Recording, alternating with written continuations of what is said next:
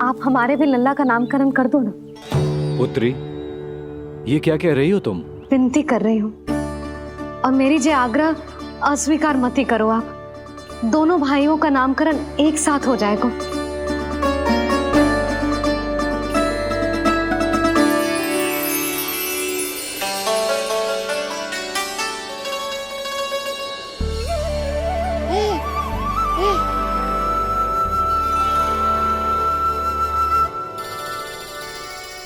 कितने प्यारे और निर्दोष बालक हैं।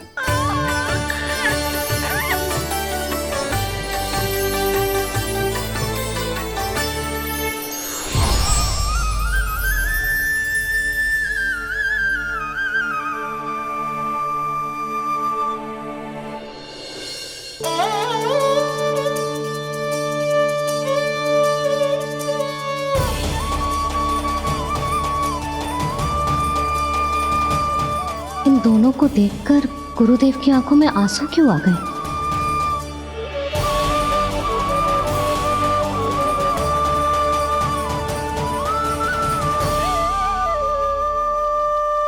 ये क्या कर रहे हैं ऋषिवर? संभालिए अपने आप को, नहीं तो मेरा रहस्य खुल जाएगा आज। अरे ऋषिवर, हाथ मत जोड़िए। इससे पहले कि गड़बड़ हो जाए, अपनी नमस्कार मुद्रा को आशीर्वाद मुद्रा में बदल दीजिए। बात को समझिए। मैंने ये अवतार मैया और लल्ला के अद्भुत संबंध का अनुभव करने के लिए लिया है, पर आपकी भावुकता के कारण यदि मैया को मेरा सत्य पता चल गया तो ये संबंध ही बदल जाएगा।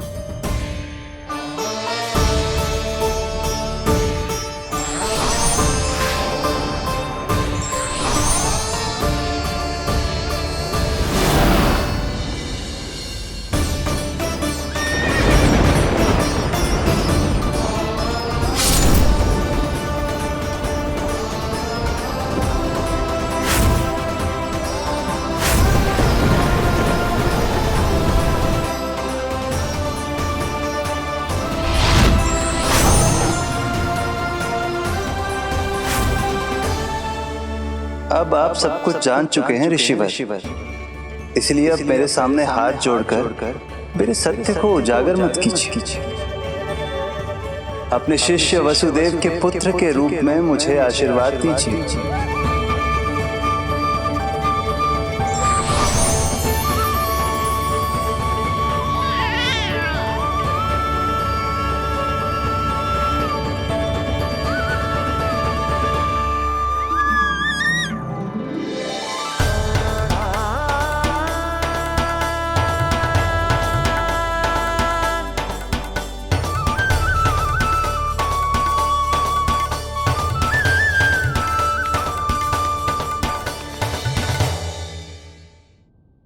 ऋषिवर, आप मौन क्यों हैं? और आपकी आंखों में आंसू? सब कुछ ठीक है ना? अब तो आप हमारे लल्ला का नामकरण करोगे ना? इन दोनों का नामकरण करना मेरा सौभाग्य होगा पुत्री।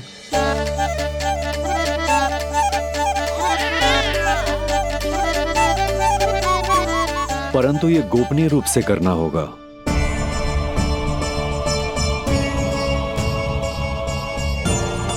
अवश्य ही स्वामी का आग्रह होगा, ताकि कंस की बुरी दृष्टि हमारे पुत्र पर ना पड़े। ये तो बहुत महान ऋषि हैं, इन्हें कंस के अत्याचारों के बारे में अवश्य पता होगा। अपनी संतान का नामकरण संस्कार करना एक मां के लिए उत्सव से कम नहीं होता है, पर यह छुपकर करना होगा। आप दोनों को स्वीकार तो है ना? जैसी आपकी आज्ञा गुरुदेव। स्वीकार है गुरुदेव। तो फिर कहाँ करना है हमें नामकरण का प्रबंध? गुरुदेव, मंदिर सही रहेगा? उससे पवित्र स्थान तो हो ही नहीं सकता है। ऋषिवर, आप तनिक विश्राम कीजिए, हम लोग प्रबंध करते हैं। मैं कुछ समय इन बालकों के साथ व्यतीत करना चाहूंगा। ये तो इनका सौभाग्य होगा। हमें आज्ञा दीजिए।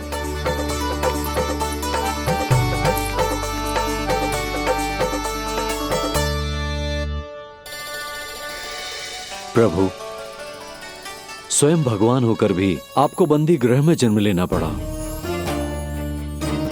अब अपनी मां को छोड़कर दूसरी मां के यहां पलना पड़ रहा है। जब से गोकुल आए हैं छुप छुप कर रहना पड़ रहा है। इतनी नन्ही सी अवस्था में दुष्ट कंस के कितने ही आक्रमणों का सामना कर चुके हैं आप। और जिस उत्सव में सभी सप्तऋषियों और सभी देवी देवताओं को साक्षी बनकर आना चाहिए, उस नामकरण उत्सव को यहां एकांत में करना पड़ रहा है। क्यों प्रभु, इतने कष्टों को सहकर ये अवतार क्यों लिया है आपने? दुष्टों का नाश करने के लिए, धर्म की स्थापना करने के लिए और सबसे अधिक मैया की ममता का अनुभव करने के लिए। पर इसके लिए इतने कष्ट? मानव जीवन लिया है तो कष्ट तो उठाने ही पड़ेंगे ऋषिवर।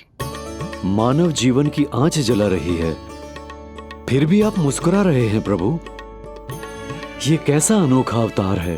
आंच में जलकर भी यदि मैं नहीं मुस्कुराऊंगा तो अपने भक्तों को क्या शिक्षा दूंगा मैं? आज एक कंस का प्रकोप है, भविष्य में सहस्रों कंस होंगे और आने वाले युगों में होंगे अनगिनत कंस। उस समय मेरे भक्तों को पता होना चाहिए कि अपने कष्टों को कैसे सहना है और धर्म के पथ पर अडिग कैसे रहना है।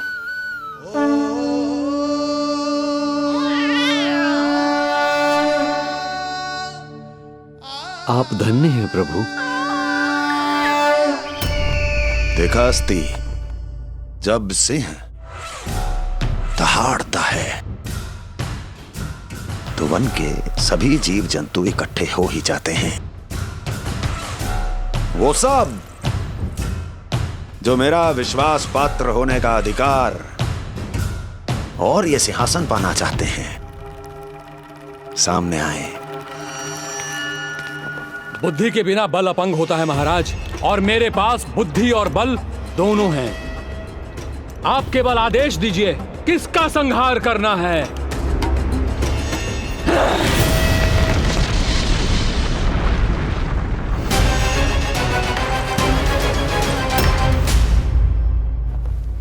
सारी तैयारी हो गई। बोलो। आप गुरुदेव को बुला लो, मैं रोनी जीजी और बालकों को ले आती हूँ। यशोदा, तुम रुष्ट तो ना होना मुझसे? मैं भला रुष्ट क्यों होने लगी? नहीं, तुम जो उत्सव बड़े धूमधाम से करना चाहती थी और बहुत प्रसन्न हूँ मैं कि हमारे लल्ला का नामकरण स्वयं ऋषि गर्ग पूरे विधि विधान से कर रहे हैं। मैं समझ गई, उत्सव बड़ा हो या ना हो, प्रसन्नता बड़ी होनी चाहिए। अरे मैं तो इतनी उत्साहित हूँ कि दोनों भाइयों का नामकरण आज के शुभ मुहूर्त पे हो रहा है। तो इससे पहले जो बीत जाए, जाओ। आप भी बुला लो।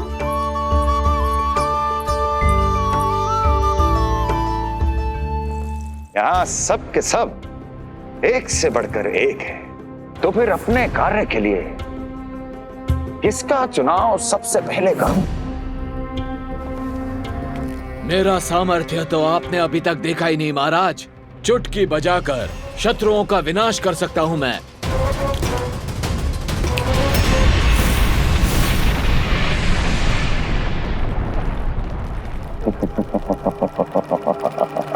वाह! किंतु आपने तो बताया ही नहीं कि करना क्या है। वध करना है, एक नवजात बालक का वध। उसे साधारण बालक मत समझना। गोकुल में नंद के घर पल रहा वो बालक विष्णु का अवतार है।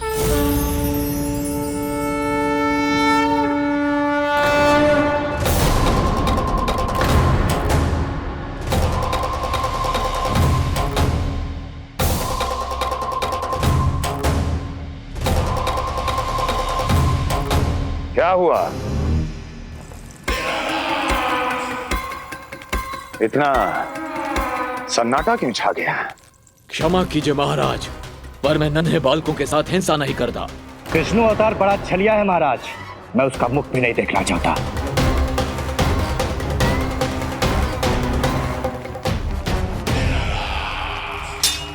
जाने दो इन्हें। वैसे भी इस सिंहासन के लिए मुझे कायरों की कोई आवश्यकता नहीं। जाने दो।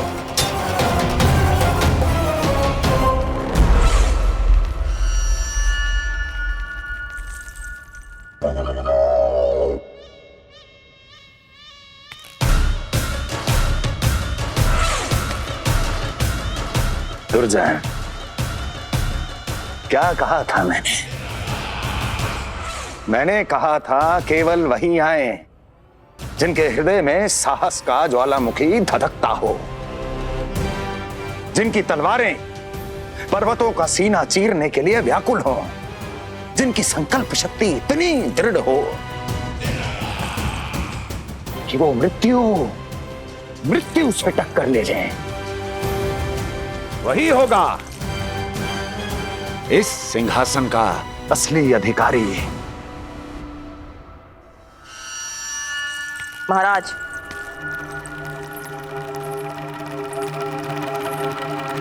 ना तो आपके दिए इस सम्मान का कोई मूल्य रह गया है और ना ही आपके भय का। अभी अभी आपने ही कहा था ना कि जब वन में कोई सिंह दहाड़ता है तो उस वन के सभी जीव जंतु एक जगह एकत्रित हो जाते हैं, परंतु उसी वन में जब कोई बब्बर सिंह दहाड़ता है तो वही जीव जंतु भय के मारे इधर उधर भागने लगते हैं। निश्चित ही वो बालक इन सब के लिए बब्बर सिंह बन चुका है। उसका भय हमारे साम्राज्य की नींव हिला रहा है महाराज।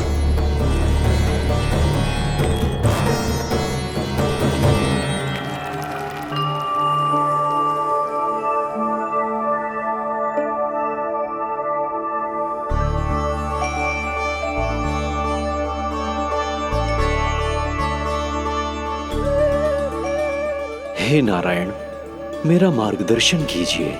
हे मां सरस्वती, मुझे आशीर्वाद दीजिए ताकि मैं दोनों बालकों के लिए सर्वोत्तम नामों का चुनाव कर पाऊं।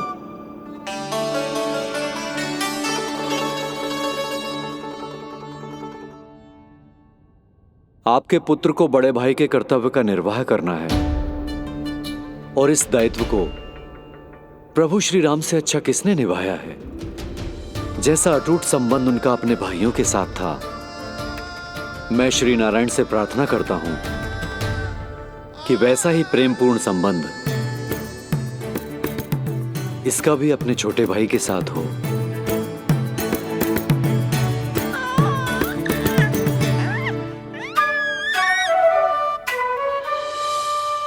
इसीलिए इसका नाम राम हो। इसीलिए इसका नाम राम, इसीलिए इसका नाम राम।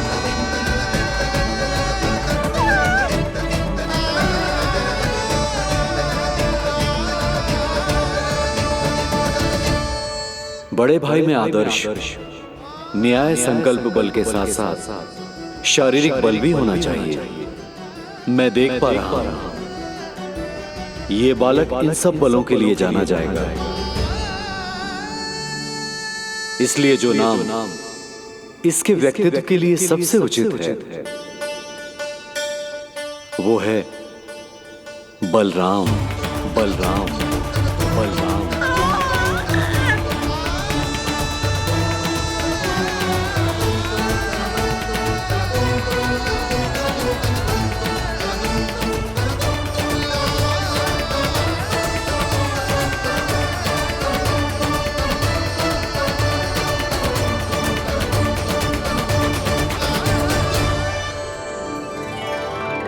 बलराम।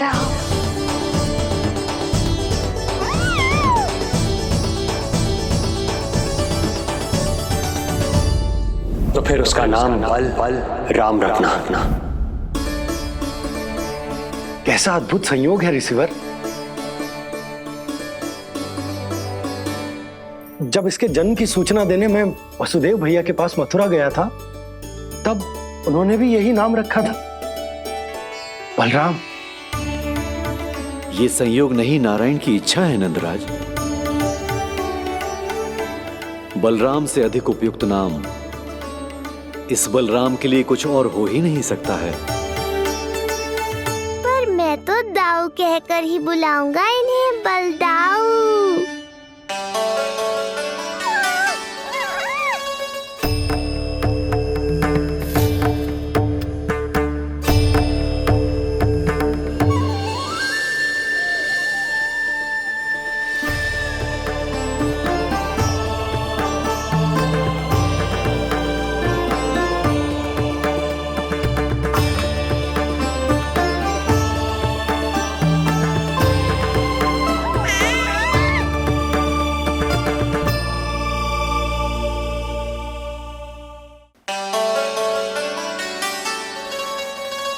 सुना पुत्र, आज से तुम्हारा नाम होगा बलराम।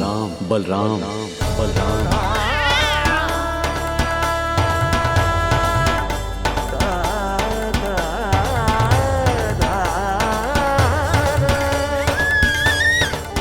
गुरुदेव, कितना अद्भुत नाम दिया है आपने इसे। अब मेरे लल्ला को भी ऐसा ही कोई उत्तम सा नाम दे दो।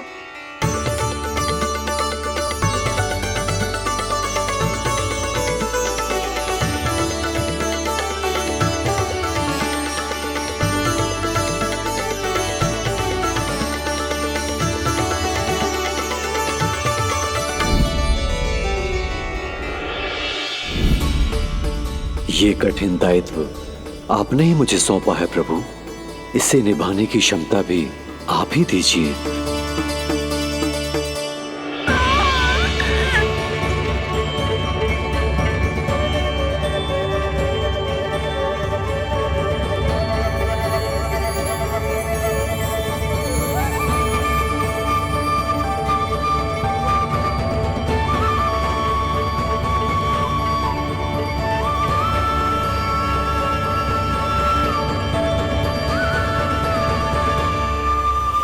कृष्ण कृष्ण कृष्ण कृष्ण कृष्ण कृष्ण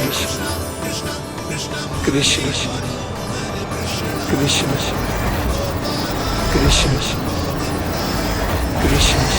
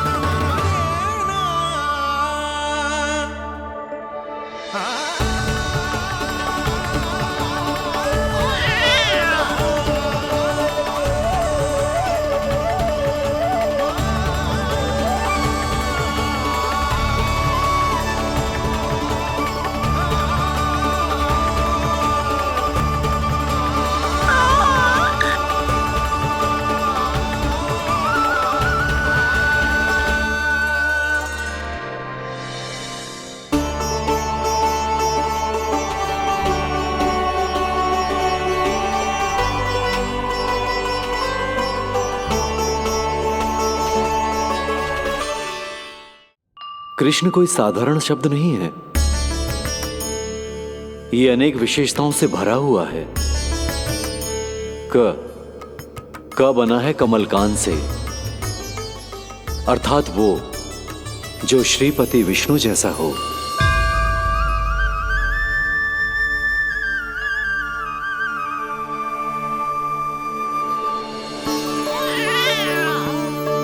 री की उत्पत्ति हुई है श्री राम से, अर्थात वो जो सबके हृदय में बस जाए।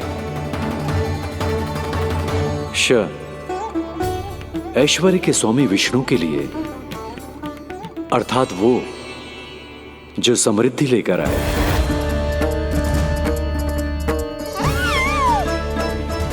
और ना है नरसिंह के लिए, अर्थात वो जो रक्षा करे।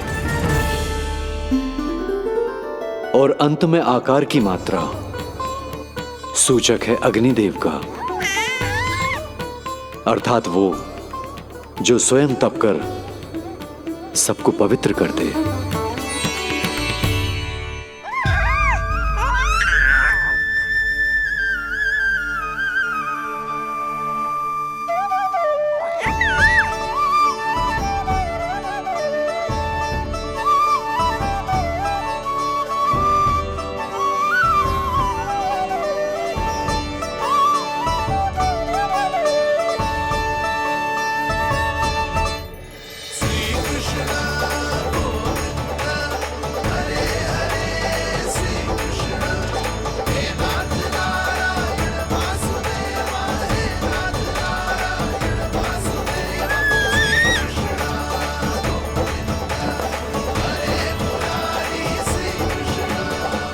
आज से तुम्हें सारा संसार जिस नाम से पहचानेगा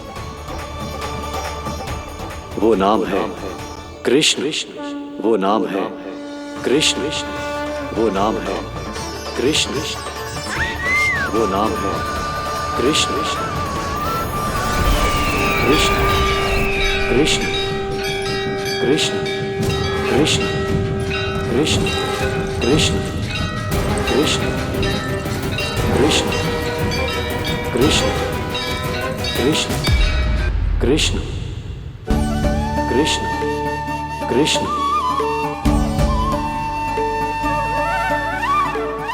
यशोमती मैया के नंद लाला, यशोमती मैया के नंद लाला। असुरी कार्य करने वालों के लिए कृष्ण नाम का अर्थ एक और भी होगा। वो घनी अंधेरी रात जिसमें इसने जन्म लिया, पर इससे जो प्रेम करते हैं उन सभी के लिए कृष्ण नाम का अर्थ होगा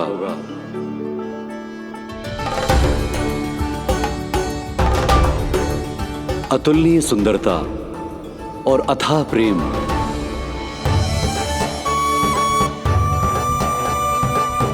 इन दोनों विशेषताओं का साक्षात स्वरूप होगा ये कृष्ण।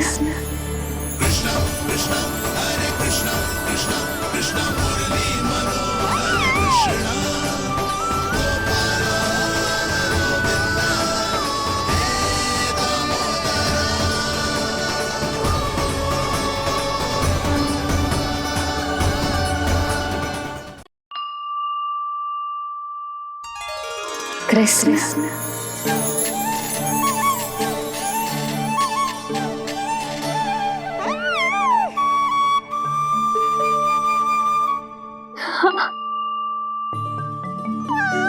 और जो मानवता के शत्रु हैं उनके जीवन में ये नाम अशांति, असुरक्षा, भय उत्पन्न करेगा। पर सात्विक प्रवृत्ति के व्यक्तियों के लिए ये नाम शांति, संतोष और सुख का सूचक होगा।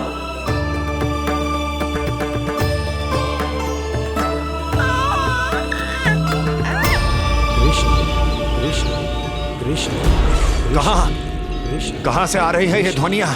कृष्ण कहां से आ रही है ये ध्वनियां? कृष्ण कृष्ण स्वामी महाराज, कृष्ण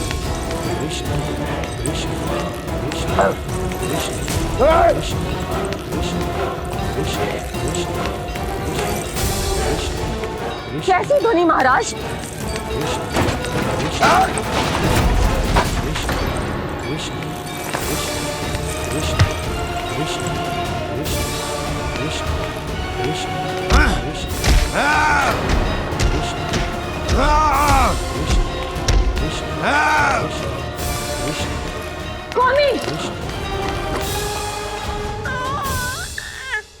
कृष्ण।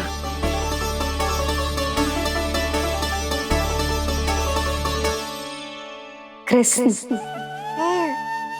जे नाम अनंत काल तक स्मरण किया जाता रहेगा, जे ही तेरी मैया का आशीर्वाद। संसार मुझे कृष्ण बुलाए या नीलमणि कहकर पुकारे, मैं रहूंगा तो बस यशोमती मैया का नंद लाला।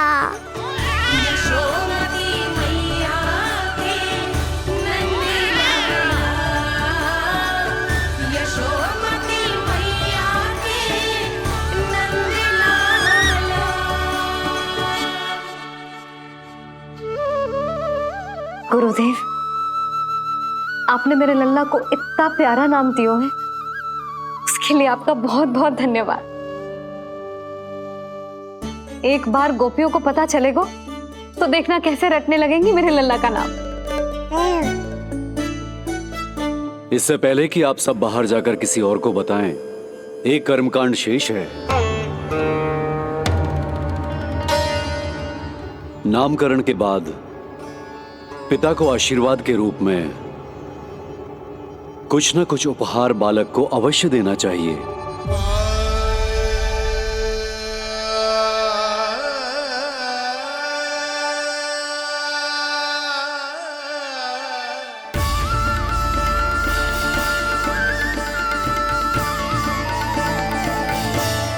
मैं क्या दूं?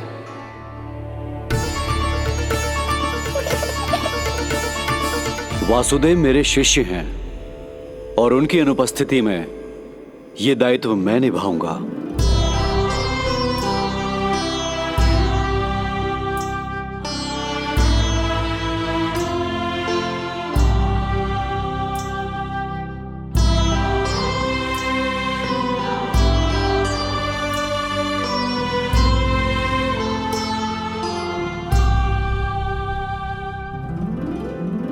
इसे अपने पिता की ओर से स्वीकार करो पुत्र।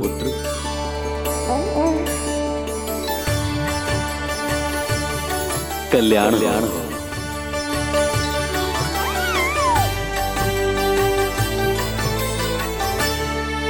क्या दूं मैं इसे?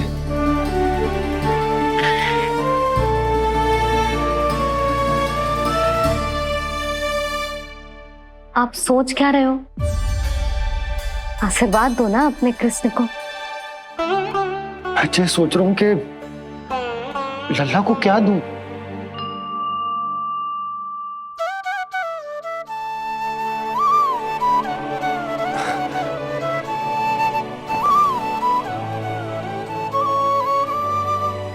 लल्ला, तू स्वयं ही बता दे, तुझे क्या चाहिए?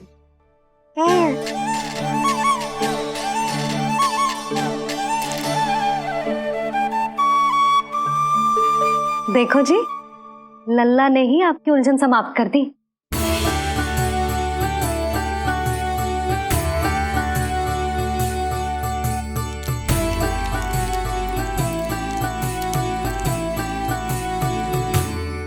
मेरा आशीर्वाद कि तेरा जे नाम कृष्ण तेरी प्रजा के लिए बहुत हितकारी हो। गुरुवर, आप भी इसे आशीर्वाद दें। जिनके आशीर्वाद से ये पूरा संसार संचालित होता है, उन्हें मैं क्या आशीर्वाद दूं?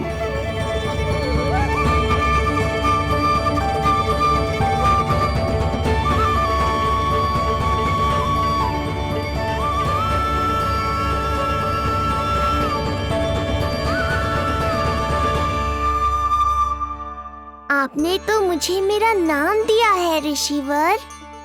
ये तो मेरा सौभाग्य था प्रभु कि आपने इस कार्य के लिए मुझे चुना। पर आपका कार्य अभी समाप्त नहीं हुआ ऋषिवर। एक विनती और है मेरी। आज्ञा दीजिए प्रभु, क्या करना होगा मुझे? बाबा को मेरी वास्तविक पहचान बतानी होगी आपको। और इन्हें इस बात के लिए मनाना होगा कि ये मैया को कभी भी मेरा सत्य पता ना चलने दे। पर प्रभु, मैं ये कैसे कर पाऊंगा? आप ही कर पाएंगे ऋषिवर, क्योंकि अब आप इस कृष्ण अवतार के मुख्य उद्देश्य को जानते हैं। बंद करो, बंद करो ये ध्वनिया। कौन सी ध्वनिया? ये ध्वनिया बंद करो, बंद करो। क्या सुनाई दे रहा है आप? ये शब्द जो मेरे कानों में गूंज रहा है। भरत समझिए। रुक जाइए। मुझे महाराज।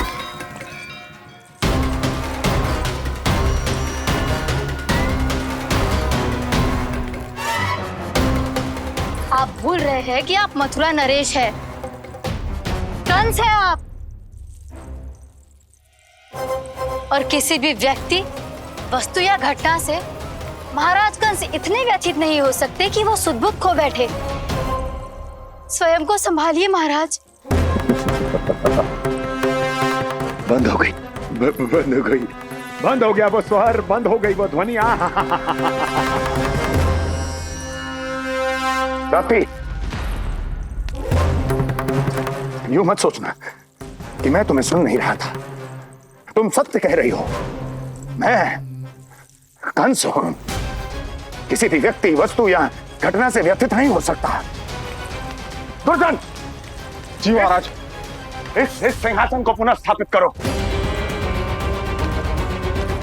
यदि कोई भी योग्य इसे स्वयं सिद्ध करने नहीं आता तो मुझे पता है मुझे क्या करना है, कैसे उस दुष्ट बालक का संहार करना है। मैं भली भांति जानता हूं। ये दायित्व आपको ही निभाना होगा ऋषिवर। इससे 2 लाभ होंगे। एक तो मेरे बाबा कंस के कारण होने वाली चिंता से मुक्त हो जाएंगे और आवश्यकता पड़ने पर मेरी पहचान को मैया से सुरक्षित रखने में सहायता भी करेंगे।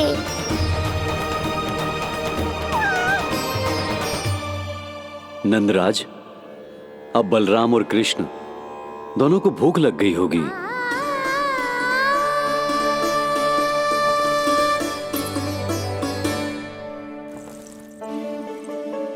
प्रणाम गुरुदेव। प्रणाम गुरुदेव।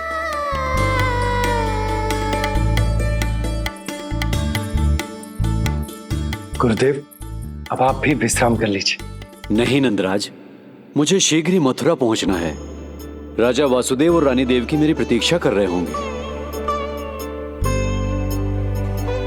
पर इससे पहले कि मैं जाऊं, मुझे आपको कुछ बताना है।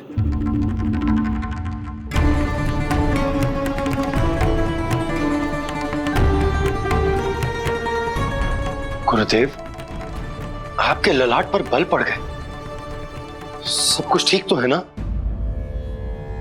कहीं आप मुझे कंस के बारे में तो ना बताना चाहते? गुरुदेव, मैं जानता हूं कि कंस नवजात शिशुओं की हत्या करवा रहा है।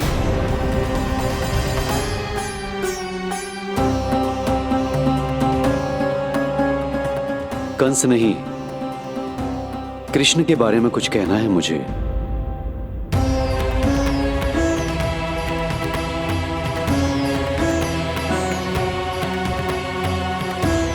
बताइए गुरुवर। मैं एक ऐसा सत्य बताने जा रहा हूं नंदराज, जो है तो वरदान, पर उसे स्वीकारना आपके लिए बहुत कठिन होगा। गुरुदेव, आप जो कह रहे हैं वो मैं समझ ना पा रहा हूं। बताइए ना।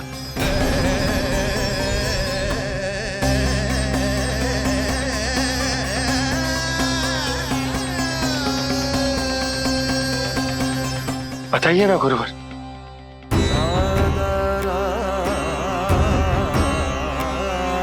सत्य यह है नंदराज, कृष्ण राजा वासुदेव के पुत्र हैं। कृष्ण राजा वासुदेव के पुत्र हैं। कृष्ण राजा वासुदेव के पुत्र हैं।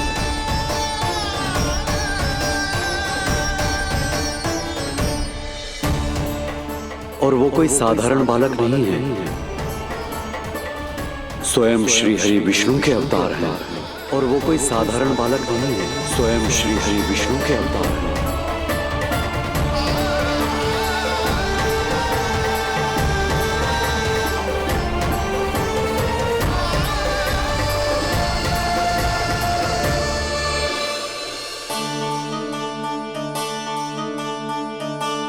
कछु विचित्र लग रहा है।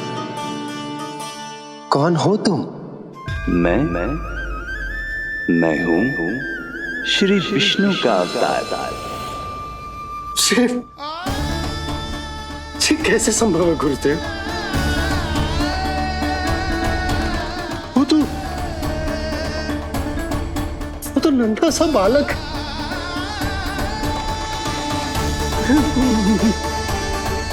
वो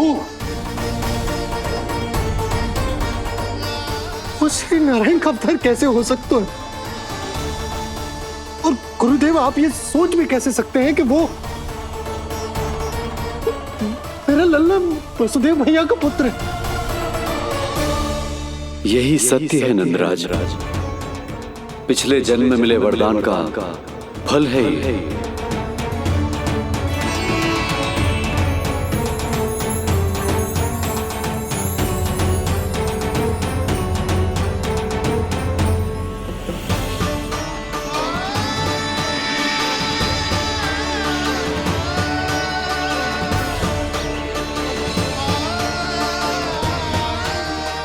मैं आपकी संतान के रूप में अवश्य आऊंगा, किंतु उसके लिए आपको मेरे अगले अवतार के बाद एक और अवतार की प्रतीक्षा करनी होगी,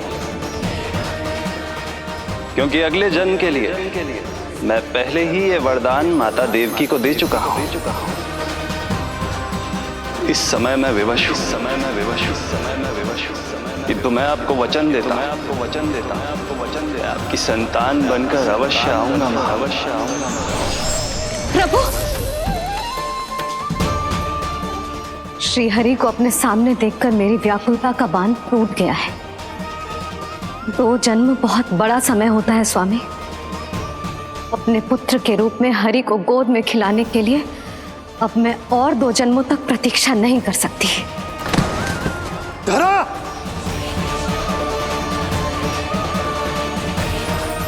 माता देवकी को मैं पहले ही वचन दे चुका हूं, इसलिए विधि के विधान के अनुसार मुझे उन्हीं का पुत्र बनकर जन्म लेना होगा। किंतु आपकी आतुरता का अनुभव करने के बाद अब मैं भी आपका स्नेह पाने से स्वयं को और वंचित नहीं रख सकता। ये जो भी हो रहा है प्रभु की ही लीला है। कृष्ण के जन्म के तुरंत बाद भगवान विष्णु के आदेश पर वासुदेव जी के यहां आना पड़ा और आपकी और रानी यशोदा की पुत्री को अपने पुत्र के साथ बदलना पड़ा और इस तरह कृष्ण आपके और रानी यशोदा के पुत्र बन गए।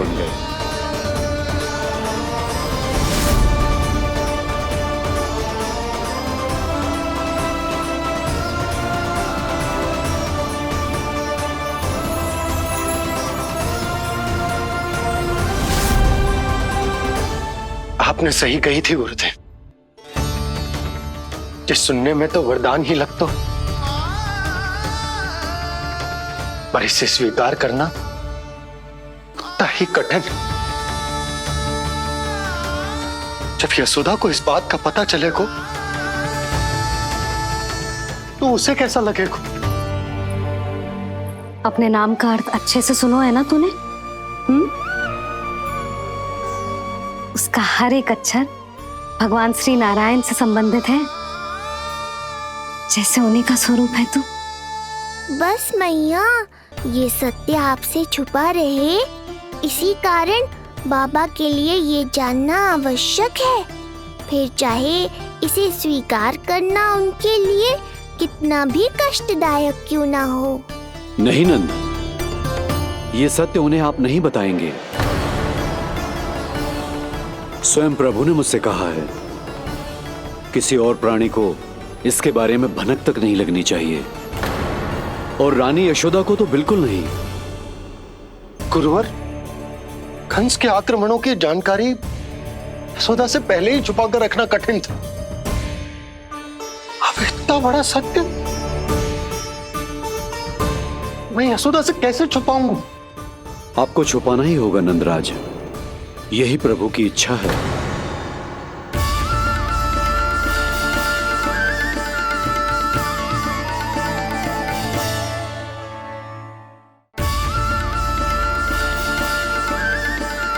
पर क्यों गुरुवर? ताकि नारायण अपनी मैया की ममता का अनुभव कर पाए। यही तो उनके अवतार का मुख्य उद्देश्य है। मुख्य उद्देश्य? हाँ नंदराज, नर नारायण के अवतार में अपनी तपस्या करते समय प्रभु ने जो अनुभव किया था, उसके कारण ममता के सुख का अनुभव करने के लिए प्रभु व्याकुल हो उठे थे। ऐसा क्या हुआ था, मुझे भी बताइए। हो सकता है ये बात इस सत्य को स्वीकार करने में मेरी सहायता करे। बहुत समय पहले की बात है। अनेक देवी देवता परम प्रभु विष्णु के पास बैकुंठ गए थे। वहां प्रभु की आंखों में आंसू देखकर वो सभी स्तब्ध रह गए।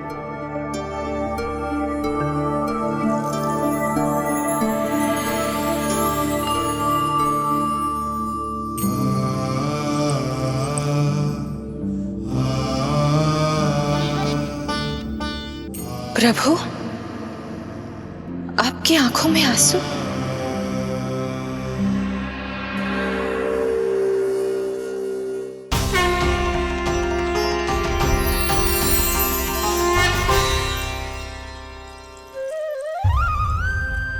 चिंता मत कीजिए, आप सब तो जानते हैं हिरण्यकश्यप को मारने के लिए मैंने नरसिंह अर्थात आधे मानव और आधे सिंह के रूप में अवतार लिया था। उस राक्षस का वध करने के बाद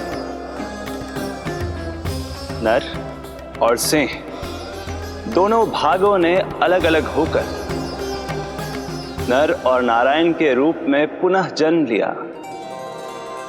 वर्तमान में वो दोनों बद्रिकाश्रम में तपस्या कर रहे हैं।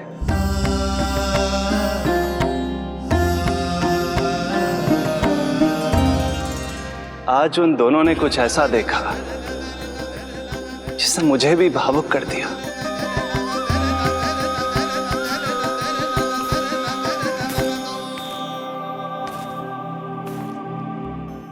सखा, ये युवक कौन है? निकट के एक गांव के धनी व्यापारी का पुत्र है ये। प्रत्येक संध्या वन के उस पार ये अपनी प्रेयसी से मिलने जाता है और फिर रात्रि भर उस नर्तकी के साथ सहवास करने के बाद सुबह अपने निवास को लौट आता है। यदि यही इसका नित्य क्रम है तो फिर आज ये इतने तनाव में क्यों है?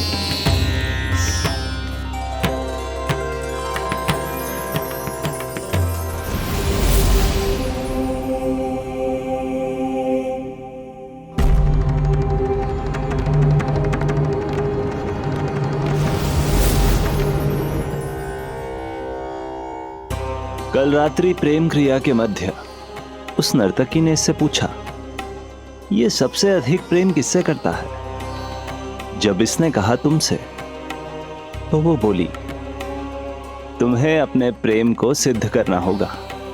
अपनी मां के हृदय को उसके तन से अलग कर मुझे सौंपना होगा। मां का हृदय?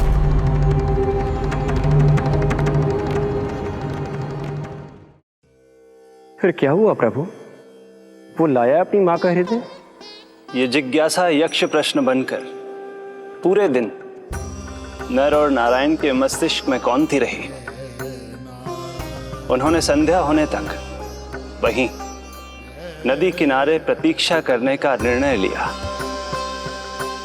ताकि वो ये जान सके कि क्या वो युवक अपनी क्रूर प्रेयसी को छोड़ेगा या वासना में अंधा होकर अपनी ही माता की हत्या करने का जघन्य अपराध करेगा। अब उसके वन पार करने का समय बीत चुका है। युवक ने विवेक का परिचय दिया है सखा। हे प्रभु, आपका कोटि कोटि धन्यवाद।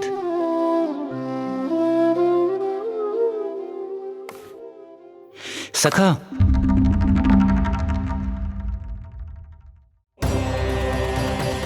सखा मुझे बताओ, जो अकल्पनीय था कहीं वो घट तो नहीं गया?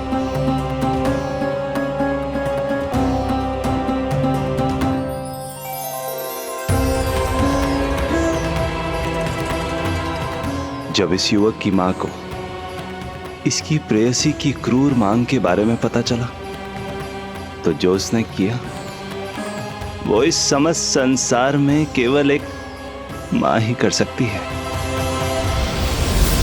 बस इतनी सी बात?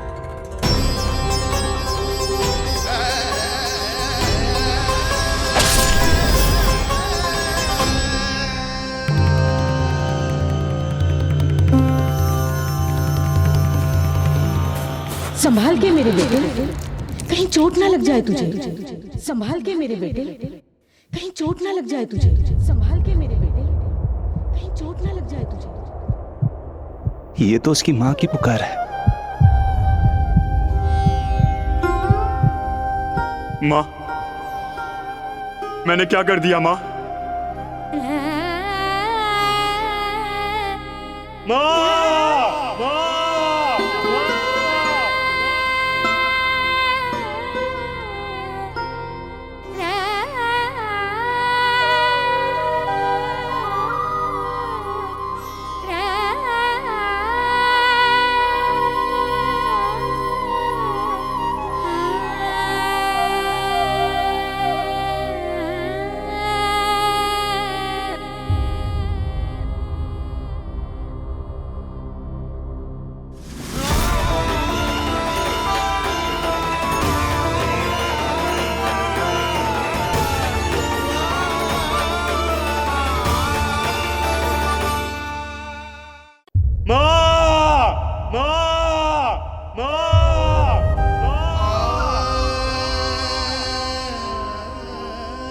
इस घटना से केवल नर और नारायण ही भावुक नहीं हो गए थे, बल्कि बैकुंठ में बैठे श्री हरि की आंखों में भी आंसू आ गए थे। ममता के लिए तरसने लगे थे वो। इसीलिए उनके इस अवतार का मुख्य उद्देश्य है मां की ममता का अनुभव करना। यही कारण है कि ये सत्य आपको रानी यशोदा से छुपाना ही होगा नंदराज। नहीं तो वो कृष्ण को मां की दृष्टि से नहीं, एक भक्त की दृष्टि से देखेंगी, और प्रभु जिस आनंद के लिए इतना कष्ट उठा रहे हैं उससे ही वंचित रह जाएंगे। बोलिए नंदराज, आप श्री नारायण के इस सत्य को गुप्त रखेंगे ना?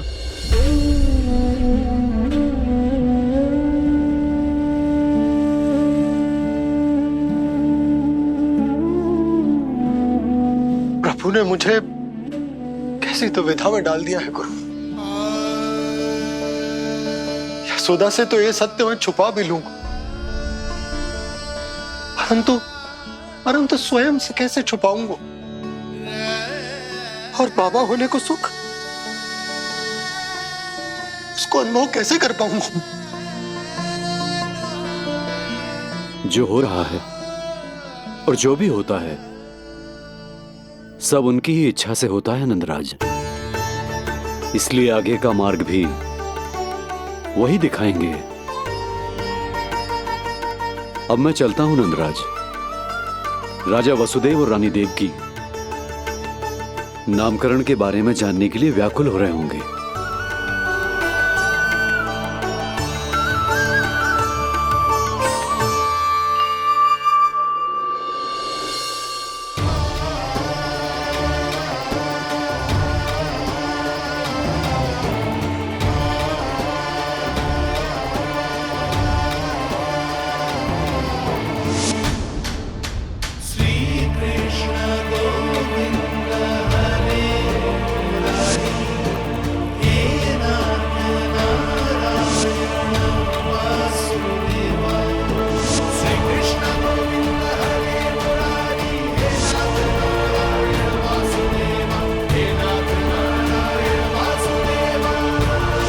सत्य ये है नंदराज, कृष्ण राजा वासुदेव के पुत्र हैं।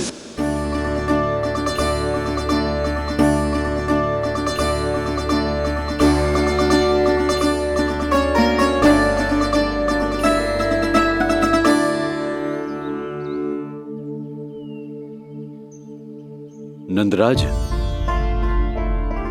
अपने आप को संभालिए और शांत चित्त से घर लौटिए। और हां, स्मरण रखिए कि प्रभु ने आपको बहुत ही बड़ा उत्तरदायित्व सौंपा है, आपको उसे निभाना ही होगा।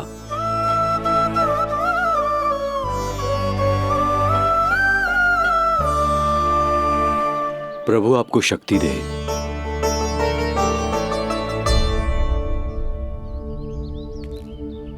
आप बहुत सौभाग्यशाली हैं नंदराज, जो प्रभु आपके घर पल रहे हैं। उनके बारे में सोचिए जिनके यहां प्रभु ने जन्म लिया है। वो दोनों तो प्रभु की बाल लीलाओं से पूरी तरह से वंचित हैं।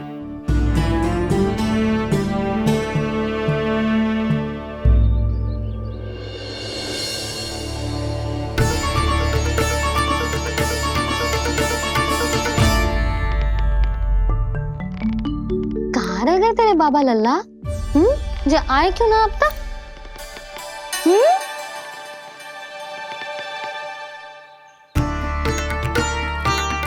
तेरा लल्ला मेरा ना है,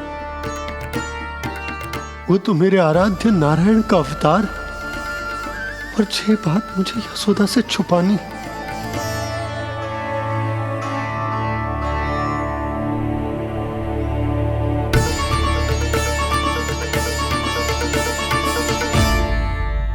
बाबा वहीं खड़े मत रहो, अब आ भी जाओ ना।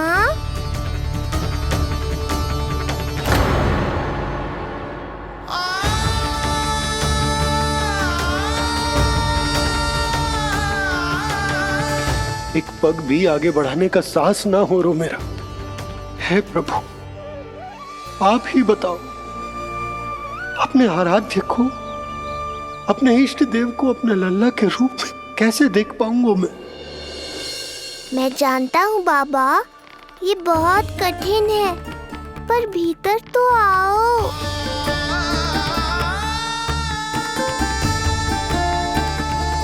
अब आ भी जाओ बाबा, ऐसे बाहर कब तक खड़े रहोगे आप?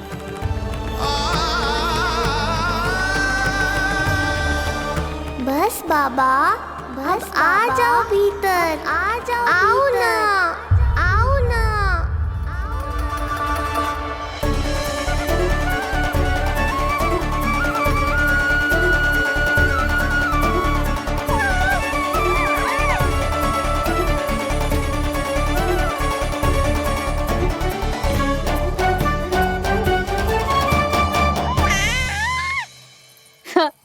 समझो? जब तू इधर उधर भाग रहा होगा तो तुझे बुलाने के लिए मैं तुझे ऐसे पुकारूंगी, कृष्ण। और जब तू शैतानी करेगो ना लल्ला, मैया को तंग करेगो, तो मैं तुझे क्रोध में ऐसे बुलाऊंगी, कृष्ण। हाँ।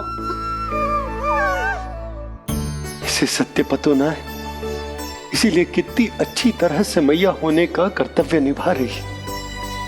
पर मैं अब बाबा होने का कर्तव्य कैसे निभा पाऊंगा?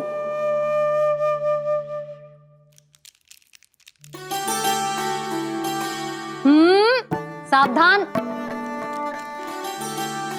इतनी अच्छी लगी तुझे बाबा की दीजे माला, कि मुंह में ले लियो तूने?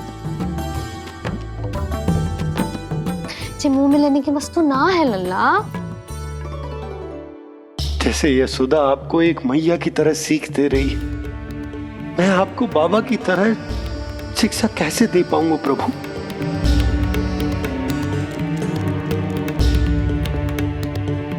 कृष्ण, अभी मना किया ना मैया ने? ये तो प्रभु को ही डांट रही है। सावधान, जो फिर से मुंह में लिया तो।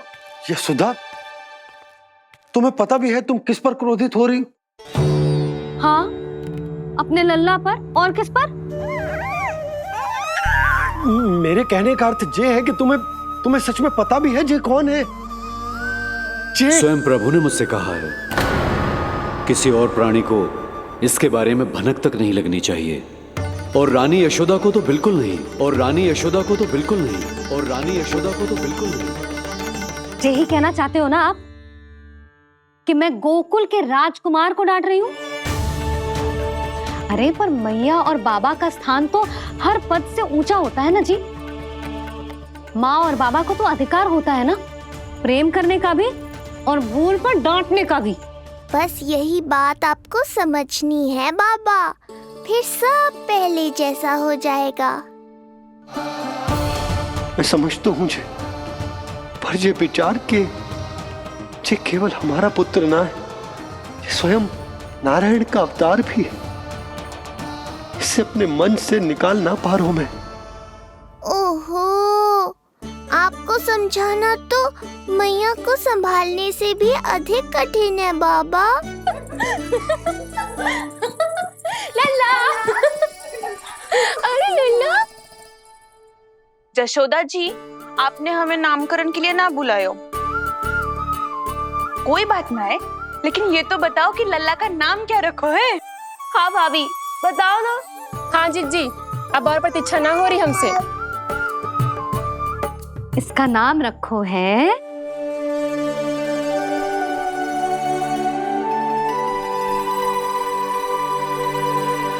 कृष्ण। कृष्ण? कृष्ण बहुत प्यारा नाम है, लेकिन थोड़ा कठिन है। मैं तो इसे किशन बुलाऊंगी। सही कहो, मैं भी इसे प्रेम से किशन ही कहूंगी। क्यों किशन? मेरे लिए तो जे किसना है।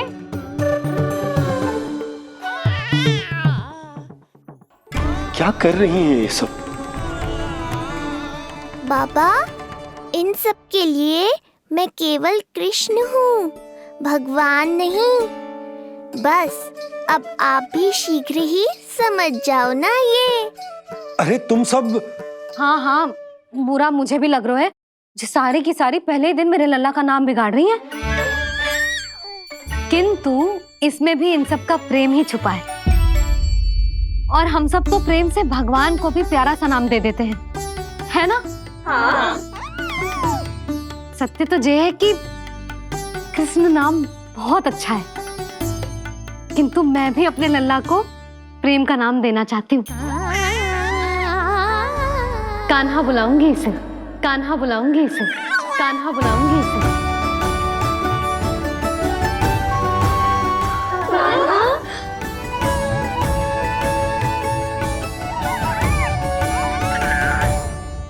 कान्हा, अनोखी ध्वनि, सहज सा मीठा, मैं भी इसे कान्हा ही पुकारूंगी।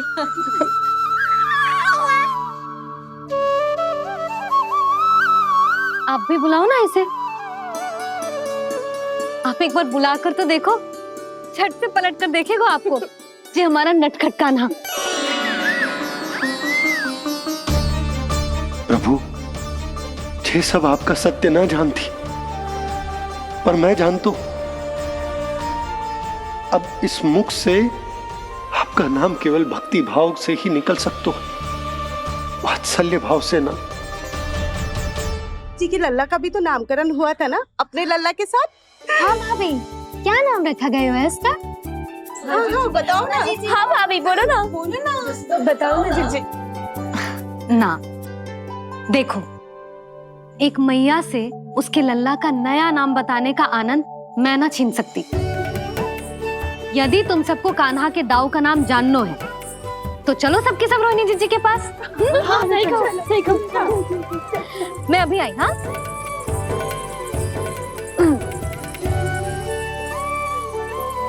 सुनो जी, आप लल्ला को संभालो, मैं अभी आई। मैं कैसे? ये प्रभु लल्ला जी, क्या मैं कर रहे हो?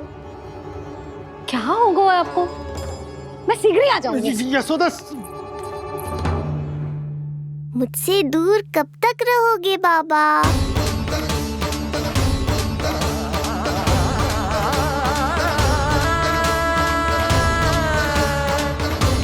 एक बार मेरी ओर देखो तो सही।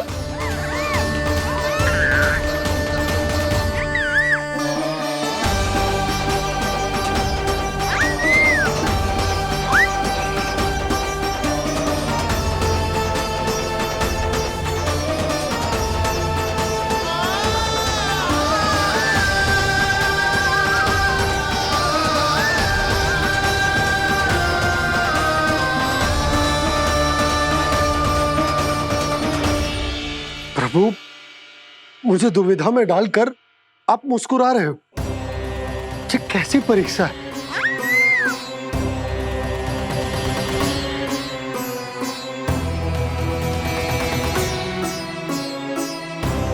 ये क्या कर रहे हैं आप? पिता का स्थान पुत्र के चरणों में नहीं होता, पुत्र के सिर के ऊपर होता है उनका हाथ, उनका वरदहस्त। प्रभु, आप चाहते हो कि मैं आपका सत्य यशोदा को ना बताऊं। यशोदा चाहती है कि मैं आपको लल्ला की तरह अपने गोद में उठाकर आपसे बातें करूं। मेरी आंखें चाहती हैं कि मैं आपको अपने इष्ट देव, अपने आराध्य के स्वरूप में देखूं। और मेरा हृदय चाहता है कि मैं आपको अपने पुत्र के स्वरूप में देखूं। अब आप ही बताओ प्रभु, अब मैं इस परिस्थिति में क्या करूं? मुझे कुछ समझ में ना आ रहा। आप ही का आसरा है प्रभु। आप ही को सहायता करनी होगी।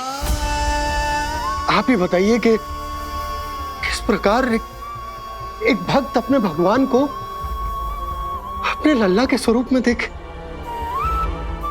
उसे अपने हाथों में उठाए, उसे खिलाए, उसके साथ बातें करे, कैसे वो उसका लालन पालन करे अपने पुत्र के स्वरूप में।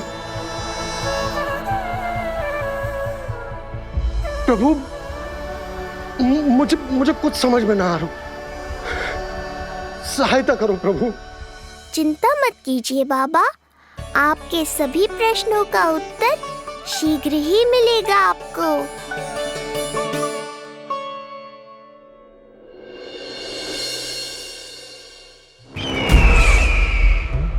ऋषि गर्ग पधारे हैं महाराज।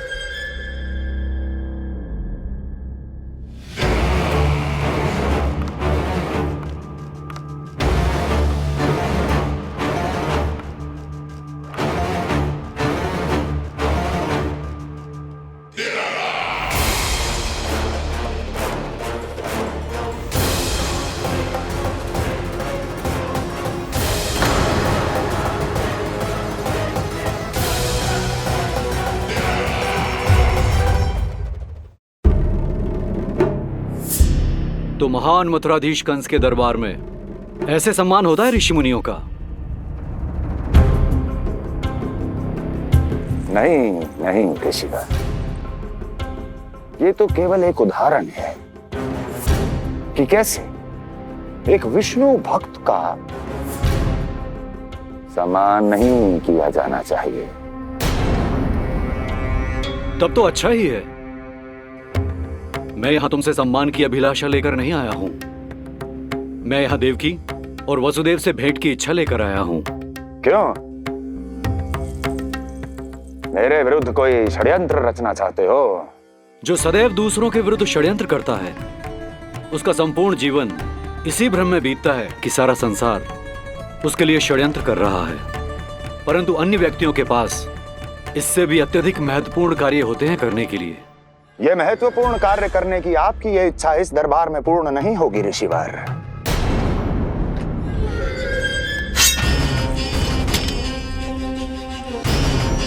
मैं आपको उन दोनों से भेंट करने की आज्ञा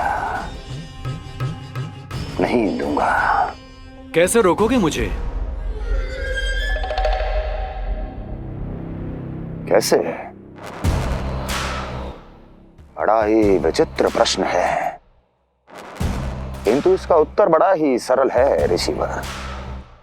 जानते हैं, मेरे दिन का आरंभ कैसे होता है। किसी ना किसी का संहार करके। और यदि एक संहार और हो जाएगा तो मुझे क्या अंतर पड़ेगा। स्वयं से एक प्रश्न पूछो कंस, स्वयं से एक प्रश्न पूछो कंस। मेरा संहार करने के लिए, मेरा संहार जिस संकल्प शक्ति की आवश्यकता है, संकल्प शक्ति की आवश्यकता वो है तुम मैं, वो है तुम मैं। कर पाओगे मेरा संहार? जिस संकल्प शक्ति की आवश्यकता है, जिस संकल्प शक्ति की आवश्यकता है वो है तुम मैं, वो कर पाओगे मेरा संहार? कर पाओगे मेरा संकल्प शक्ति की आवश्यकता है, संकल्प शक्ति की आवश्यकता। बोलो कंस, बोलो। यदि मैंने श्राप दे दिया, यदि मैंने श्राप दे दिया, कौन सा कवच तो तुम्हारा उसे सत्य होने से रोक पाएगा, उसे सत्य होने से रोक पाएगा। बोलो कंस, बोलो। यदि मैंने श्राप दे दिया, यदि मैंने श्राप तुम्हारा कौन सा कवच तो तुम्हारा उसे सत्य होने से रोक पाएगा, उसे सत्य होने से रोक पाएगा। ऋषिवर, यदि आपके हृदय में स्वामी के विरुद्ध षड्यंत्र करने की इच्छा नहीं है तो महाराज भी आपको किसी से भेंट करने से रोकना नहीं चाहेंगे, है ना महाराज?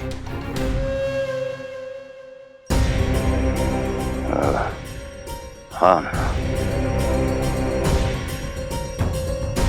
आप उन दोनों से भेंट कर सकते हैं।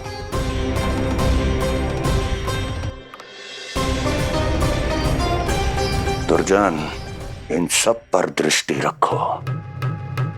अब सब कुछ सुनकर आना, सब कुछ, कुछ भी छूटना नहीं चाहिए। जाओ।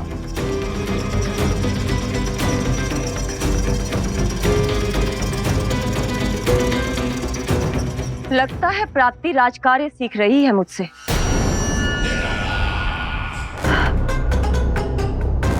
उचित समय पर सही सुझाव दिया तुमने प्राप्ति। अब आसानी से पता लग जाएगा कि ऋषि गर्ग के यहाँ आने का वास्तविक कारण क्या है महाराज।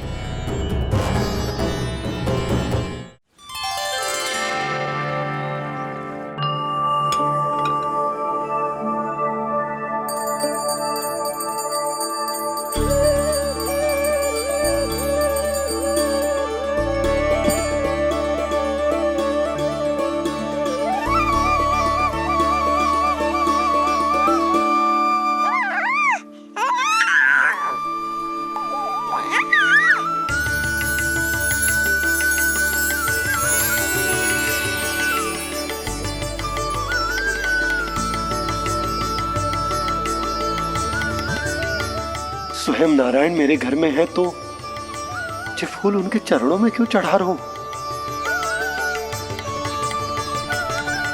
तैयार होगा मेरा लल्ला।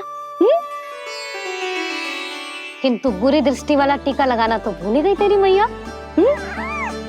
अभी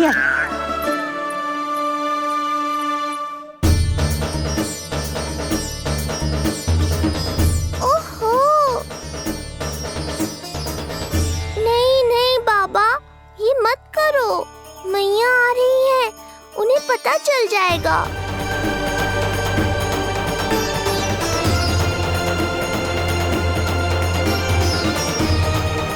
ये फूल तो आपके चरणों के लिए ही बने हैं प्रभु, इन्हें स्वीकार करें। बाबा, ये सत्य मैंने आपको अपना साथ देने के लिए बताया था, अपने आप को फंसाने के लिए थोड़ी ना।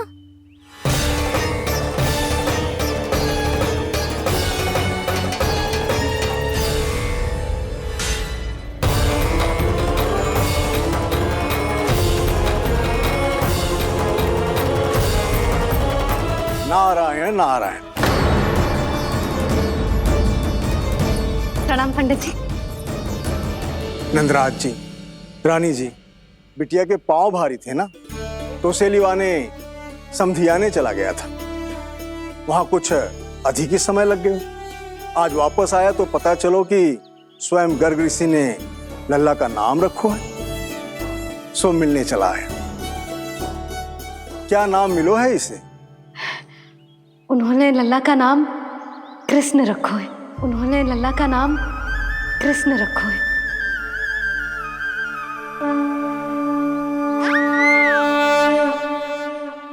कृष्ण, आहा, उत्तम, अति उत्तम, बहुत मधुर नाम है। ऐसा लग तो है जैसे आप स्वयं श्री नारायण का नाम ले रहे हैं।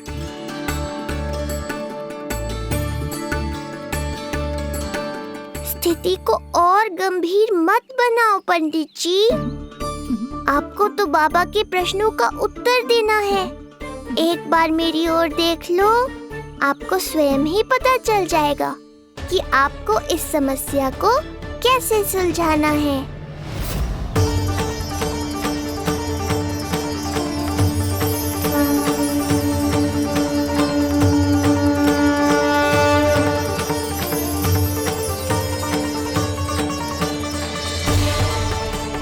पंडित जी मेरे लल्ला को टकटकी बांध के देखे क्यों जा रहे हैं?